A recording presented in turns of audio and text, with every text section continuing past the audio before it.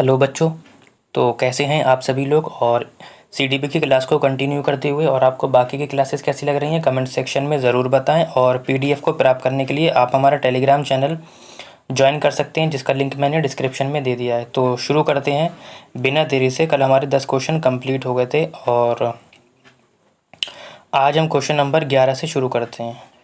ठीक, तो question number हमारा 11 कहता है कि भाषा के संदर्भ में राष्ट्रीय शिक्षा नीति 2020 यानी कि एनईपी 2020 किस पर बल देती है। कह रहे बहुभाषीयता पर देती है, एक भाषावाद पर देती है, पूरे देश में निर्देश का माध्यम अंग्रेजी हो या पूरे देश में निर्देश का माध्यम हिंदी हो।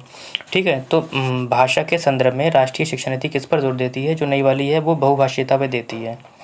इसके तहत क्या किया जाता है, जो कक्षा 5 के, और इसके तहत क्या किया जाता है, इसके तहत क्या किया जाता है कि कक्षा 5 तक की पढ़ाई कौन सी भाषा में की जाएगी। एक मिनट, मातृभाषा में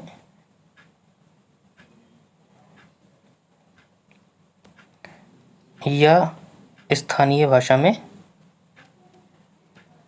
की जाएगी, ये बोला गया है ना, या क्षेत्रीय भाषा में करवाई जाएगी। और साथ ही स्कूल और उच्च छात्रों के लिए संस्कृत और अन्य प्राचीन भाषाओं का विकल्प उपलब्ध होगा, ये कहा गया है इसमें। ठीक है, तो आगे बढ़ते हैं क्वेश्चन नंबर हम 12 की ओर। कहता है कि शिक्षा किसी निश्चित स्थान पर प्राप्त की जाती है। कहता है ये कथन शिक्षा के किस अर्थ में प्रयुक्त होता है, यानी कि वो कह रहा है कि शिक्षा किसी निश्चित स्थान पर प्रदान की जाती है। कहता है ये शिक्षा का संकुचित अर्थ है, ये शिक्षा का वास्तविक अर्थ है, या शिक्षा का विस्तृत अर्थ है, या इनमें से कोई नहीं। देखो फिलहाल तो इसका ऑप्शन क्या हो जाएगा। कहता है कि शिक्षा किसी निश्चित स्थान पर प्रदान की जाती है, तो ये शिक्षा की क्या होती है, संकुचित व्याख्या है। क्या है, संकुचित व्याख्या है, यानी कि ऑप्शन नंबर हो जाएगा 1। यानी कि क्या होता है, देखो सॉरी, ये शिक्षा की संकुचित व्याख्या है। ठीक है, शिक्षा का क्षेत्र क्या, वैसे क्या होता है, शिक्षा का क्षेत्र तो व्यापक होता है, आप लोगों को तो पता ही है। ये इस आंसर के हिसाब से इसका आंसर है संकुचित, क्योंकि यहाँ पे ये कहा गया है कि किसी निश्चित स्थान पर प्राप्त की जाती है। लेकिन जो शिक्षा का क्षेत्र होता है वो क्या होता है, व्यापक होता है। क्या होता है, व्यापक होता है, ये तो आप लोगों को पता ही होगा। शिक्षा क्या होता है, कहीं से भी प्राप्त की जाती है, चाहे वो विद्यालय हो, परिवार हो, समाज हो या अन्य स्थान। एक निश्चित स्थान पर शिक्षा प्रदान करना संकुचित कहलाता है। अगर इसे हम बोलें तो इसे हम औपचारिक भी बोल सकते हैं, क्योंकि औपचारिक के लिए ही बोल नहीं सकते, लेकिन मैं बता रहा हूँ कि औपचारिक के लिए ही नियम कानून होते हैं और एक ही स्थान होता है। फिलहाल ऐसा कुछ है ही नहीं शिक्षा। आगे बढ़ते हैं क्वेश्चन नंबर 3 की ओर। और क्वेश्चन नंबर 3 कहता है कि इरफान खिलौनों के हिस्सों को देखने के लिए उन्हें अलग अलग तोड़ देता है। कह रहा तो आप क्या करेंगे। कहता है कि इरफान को खिलौने के साथ कभी खेलने नहीं देंगे। कह रहा है हमेशा नज़र रखेंगे। कह रहा है उसकी जिज्ञासु प्रवृत्ति को क्या करना है, प्रोत्साहित करेंगे और उसकी ऊर्जा को रचनात्मक कार्य की तरफ निर्देशित करेंगे। कहता है उसे ये समझाएंगे कि खिलौने कमज़ोर होते हैं, उन्हें तोड़ना नहीं चाहिए। देखो बच्चा क्या कर रहा है, आप एक टीचर हैं, बच्चा खिलौने को क्या कर रहा है, इसके हिस्से को देखने के लिए क्या कर रहा है, उसे अलग अलग तोड़ रहा है। यानी कि ये जिज्ञासा बेहतर अधिगम की कुंजी है। जिज्ञासा है ना उसके अंदर। देखो ऑप्शन पहले मैं बता दूं क्या होगा, ऑप्शन होगा आपका 3। यानी कि वो क्या कर रहा है, उसकी जिज्ञासु प्रवृत्ति को हमें क्या करना चाहिए, प्रोत्साहित करेंगे और ऊर्जा को रचनात्मक कार्य की तरफ निर्देशित करेंगे। अब जिज्ञासु बच्चे के लिए क्या है, जिज्ञासा जो होती है बेहतर होती है, किसके, अधिगम की एक कुंजी है।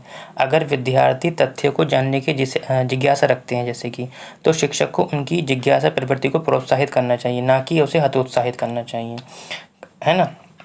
और हमें क्या करना चाहिए, उनकी जिज्ञासा को शांत करने के लिए बेहतर अवसर प्रदान करना चाहिए बच्चों को। जब तक आप बच्चों को शांत नहीं करेंगे, मतलब बच्चों को शांत नहीं, उनकी जिज्ञासा को शांत नहीं करेंगे, तो बच्चा क्या होगा, मोटिवेट भी नहीं हो पाएगा, ना ही वो आपसे कुछ सीख पाएगा। ठीक है, हतोत्साहित हो जाएगा वो आपसे। आगे बढ़ते हैं क्वेश्चन नंबर 14 की ओर।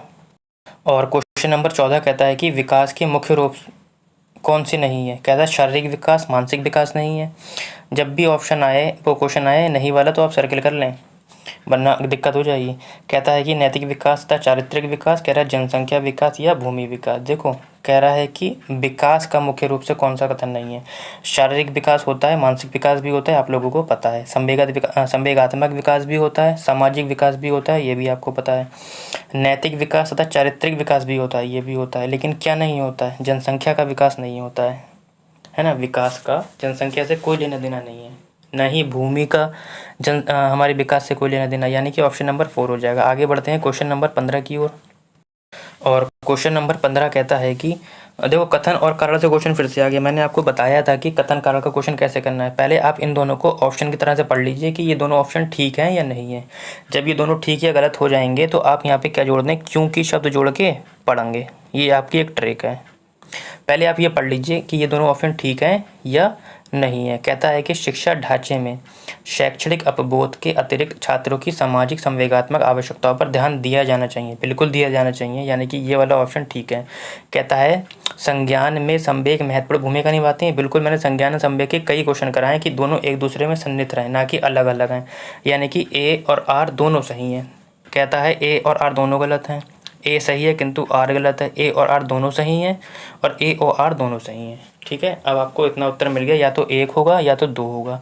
अब मैंने आपको बताया कि अब आप क्योंकि शब्द लगा दीजिए। क्या लगा दीजिए? क्योंकि। कहता है कि शिक्षा ढांचे में शैक्षणिक अवबोध के अतिरिक्त छात्रों की सामाजिक संवेगात्मक आवश्यकताओं पर ध्यान दिया जाना चाहिए, क्योंकि संज्ञान में संवेग महत्वपूर्ण भूमिका रखते हैं। तो कारण बिल्कुल ठीक बैठ रहा है, यानी कि ए और आर दोनों ठीक हैं। ठीक, आगे बढ़ते हैं क्वेश्चन नंबर 16 की ओर। और 16 हमारा अच्छा क्वेश्चन है। कहता है कि वे बालक जो भाषा पढ़ने में, देखो यहाँ से क्लू मिल गया आपको, भाषा पढ़ने में यानी कि पढ़ रहा है वो, में समस्या प्रदर्शित करते हैं तो ग्रस्त होते हैं। तो किससे ग्रस्त होते हैं ये बताना है आप लोगों को। कहता है कि डिस्फेजिया से, डिस्प्रेक्सिया से, डिसलेक्सिया से या डिसकैलकुलिया से। मैंने आपको बताया था डिसकैलकुलिया किसके लिए होता है, ये गणित विकार के लिए होता है। गणित विकार के लिए होता है। तो बच्चा को क्या परेशानी क्या है? देखो, बच्चा जो है पढ़ने में दिक्कत कर रहा है। जैसे वी को डी समझ रहा है, विभेद नहीं कर पा रहा है, लेकिन तो वो क्या कर पा रहा है, पढ़ने में नहीं कर पा रहा। तो पढ़ने के लिए मैंने बताया था डिसलेक्सिया, गणित के विकार के लिए मैंने बताया था डिसकैलकुलिया, और लिखने से संबंधित मैंने बताया था आप लोगों को डिसग्राफिया। ठीक है, ये तीनों में से एक ज़रूर आपको देखने को मिल जाएगा। आगे बढ़ते हैं क्वेश्चन नंबर हम 17 की ओर। और क्वेश्चन नंबर 17 कहता है कि निम्न में से कौन सा सिद्धांत बाल विकास में वातावरण संबंधी कारकों को ही महत्व देता है। कहता है विकास क्रम एक रूपता का सिद्धांत, सामाजिक अधिगम का सिद्धांत, निरंतरता का सिद्धांत, परस्पर संबंध का सिद्धांत। देखो, परस्पर संबंध जिसे हम अंतर संबंध बोलते हैं, इसे हम अंतर संबंध भी बोलते हैं। यानी कि अगर एक विकास के किसी एक पक्ष में कोई भी विकार होता है, उत्पन्न होता है या कमी आती है, तो पूरा हमारा जिस्म क्या होता है, दिक्कत में आ जाता है। जैसे कि अगर हमारे सिर में दर्द हो रहा है तो हम कोई भी काम नहीं कर सकते, है ना। तो एक चीज़ जब प्रभावित होती है तो दूसरी चीज़ भी प्रभावित होती है, यानी कि एक दूसरे से अंतर संबंधित होती है। निरंतरता का सिद्धांत का मतलब होता है कि विकास जीवन पर्यंत चलता है। अब सामाजिक अधिगम का सिद्धांत क्या कहता है? सामाजिक अधिगम का सिद्धांत बाल विकास में वातावरण संबंधी कारकों को महत्व देता है, ये आप याद रखें।